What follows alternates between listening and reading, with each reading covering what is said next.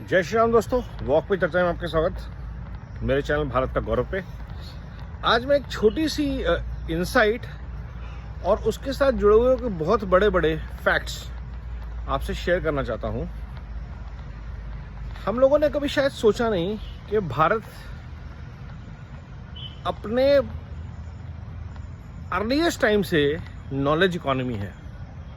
कभी आज जब वर्ल्ड बात कर रहा है to become a knowledge economy, skills, knowledge, we have always been that economy that is focused on knowledge, and that is the reason in our socio economic order the creators of knowledge, the distributors of knowledge, the keepers of knowledge were right there in the top, the Brahmins.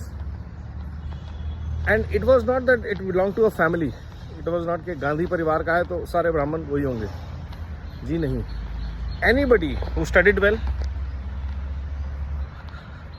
created that knowledge treasury, contributed to that,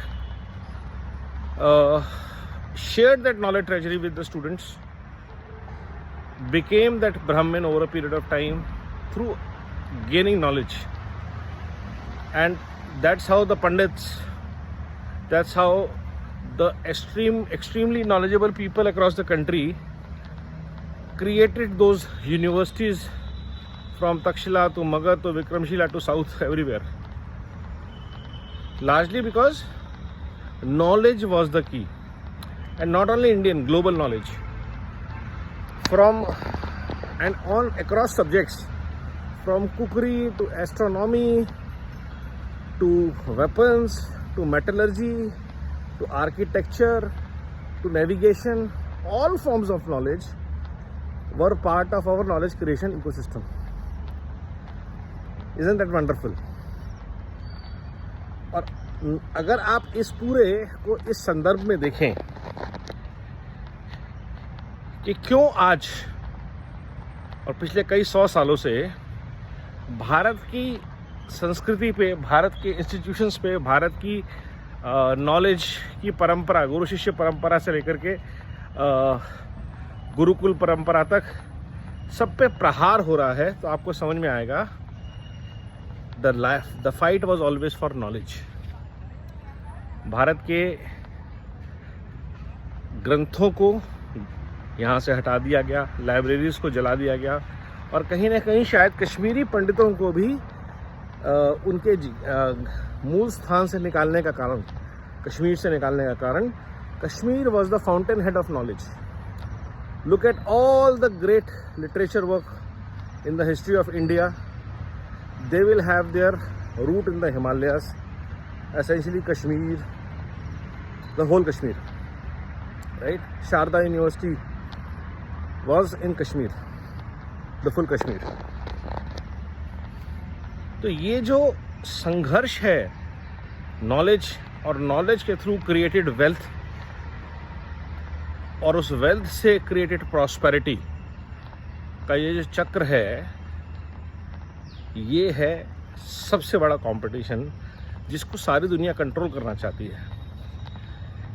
ये कोई अतिशयोक्ति या कोई विडंबना नहीं है कि भारत का जब पतन शुरू हुआ मुगलों के आने से और ब्रिटिशर्स के आने से, पोर्टुगीज के आने से, फ्रेंच के आने से, पश्चिम का उदय उस टाइम पे शुरू हुआ।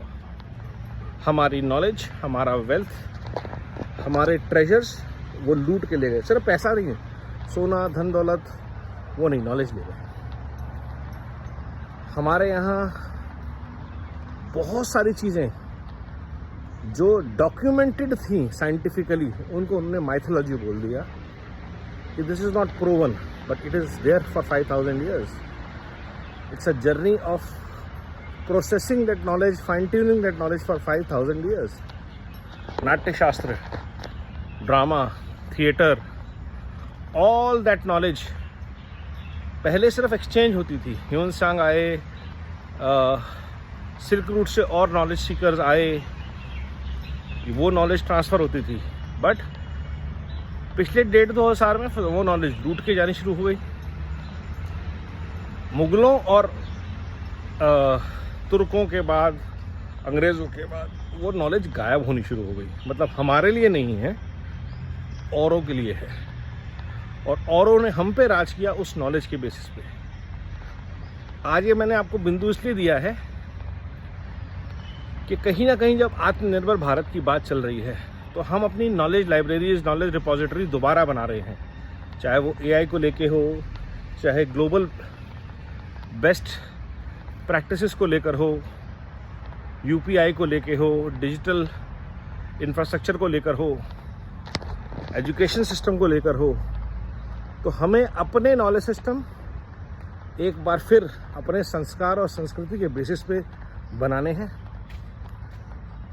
भारत कोशंट के साथ बनाने हैं, ब्रांड्स ऑफ भारत बनाने हैं, mission build back better Bharat में जुड़े रहना है, और अपने 2000 साल 3000 साल पुरानी नॉलेज रिपोजिटरी है उसको जहाँ से मिल सके पढ़ के, समझ के, यूज़ करके इन चीज़ों को रीबिल्ड करना है। और ये तभी हो पाएगा जब हम अपनी संस्कृति, अपने संस्कारों, अपने धर्म से जुड़े रहें।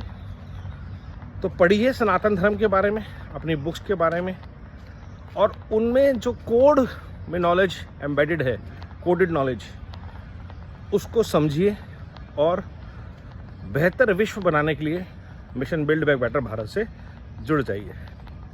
ज्ञानवान बनिए, सिद्धिवान बनिए।